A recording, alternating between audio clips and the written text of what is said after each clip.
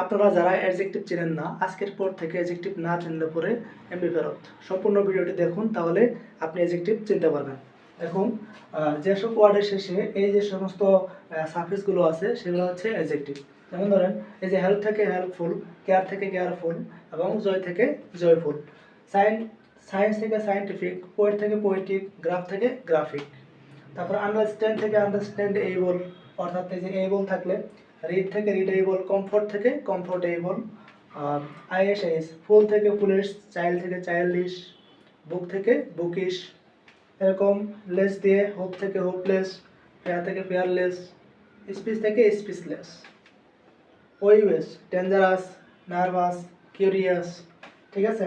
IB থেকে create থেকে creative, টক থেকে টকেটিভ, অ্যাক্ট থেকে অ্যাক্টিভ, এরকম করে সাম থেকে হ্যান্ডসাম, ট্রাবলসাম, ফিয়ারসাম। ঠিক আছে। আর এল থেকে ন্যাচারাল, নেচার থেকে ন্যাচারাল, পার্সন থেকে পার্সোনাল, মিউজিক থেকে মিউজিক্যাল, এরকম নেশন থেকে ন্যাশনাল। ঠিক আছে। তাহলে এই যে এইসব সাফিক্স বাদেও আরও কিছু আছে যেগুলো আমরা ক্লাসের ভিতর বিস্তারিত করে থাকি। তো এই সমস্ত সাফিক্স থাকলেই আমরা ধরে নেব শব্দটা হচ্ছে অ্যাডজেক্টিভ। ধন্যবাদ সবাইকে।